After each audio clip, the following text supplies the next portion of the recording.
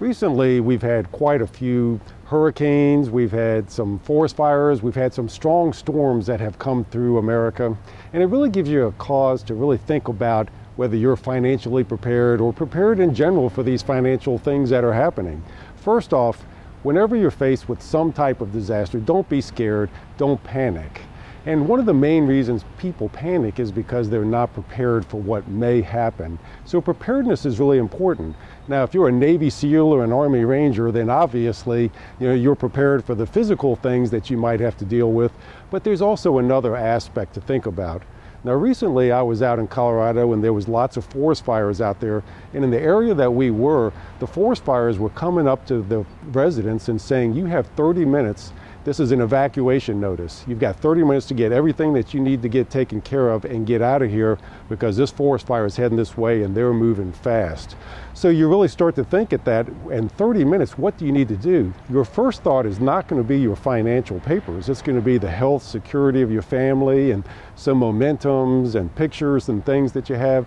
But in reality, if you're not going to be in your home or it's going to be gone for a long period of time, the financial becomes a more and more of an issue.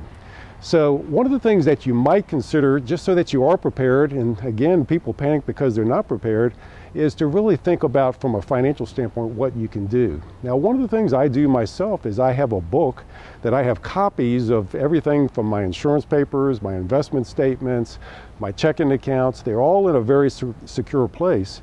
Also, just a drive the size of my thumb, a thumb drive, can hold 6 gigabytes of information today. So you can actually back up all of this information on a thumb drive. You can keep it off-site in a storage box, or even there's great online backup services that will back up these important documents that are very secure. That would alleviate some of the stress you may have, when you're faced with some type of strong storm or disaster that's coming your way. But what should you keep in this book?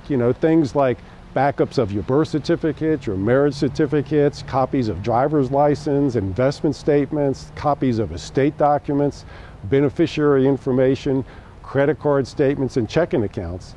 But remember, it's also important to keep it not at home. Now, another thing to keep in mind, that everybody should have an emergency fund and also a small amount of cash that they should have available. But let's say you do have a disaster and your home is destroyed. Now, one of the first things when you file an insurance claim they're going to ask for is an inventory of your assets. And many people, they're just going through their mind trying to figure out what it is they had in their home. But another really good idea is to go around your house now, take pictures of all of your rooms, or take a video camera and walk through your entire house. Again, don't keep that tape or pictures in your home, but keep those in an off-site place, because then you can go back. Insurance companies require that you have an inventory and itemize every single item. Things that you don't itemize, they will not provide any coverage for. The other big thing to consider also is that most people don't have the proper amounts of insurance. When you have a home, you purchase it at a certain price, that's the fair market value, but actually the home value that you have to insure it to is the replacement cost. Remember, the codes in business, the building codes, everything else will change over time. So for you to rebuild your home the way that you have really enjoyed it currently can take more than what it would cost to purchase that home in today's market. So it's very important to realize that when you have insurance costs, it's replacing the cost to rebuild, not to just buy a home of similar kind somewhere else. And that's a very common mistake. When you see areas that are devastated and you see the homes that are rebuilt after it, usually they're much smaller because they haven't properly insured them. So it's important also that if you are outside and you have lost all of your documents, that you do want to be able to have these documents, the copies, so that you can actually read them. Nobody reads an insurance contract until there's a disaster, and then you want to read it very closely, because you may find that there's coverage for things like hotel rooms and rental cars. But if you don't have copies of that stuff, it takes you a long time to get it.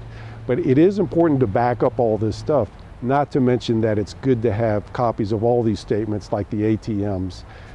Lastly, whenever there is a disaster, your CPA is one of the most trusted advisors that you have and can provide valuable advice. So that is somebody that really is important to talk to. Your CPA can give you good guidance, good advice, and as your trusted advisor can really be there when you need them the most.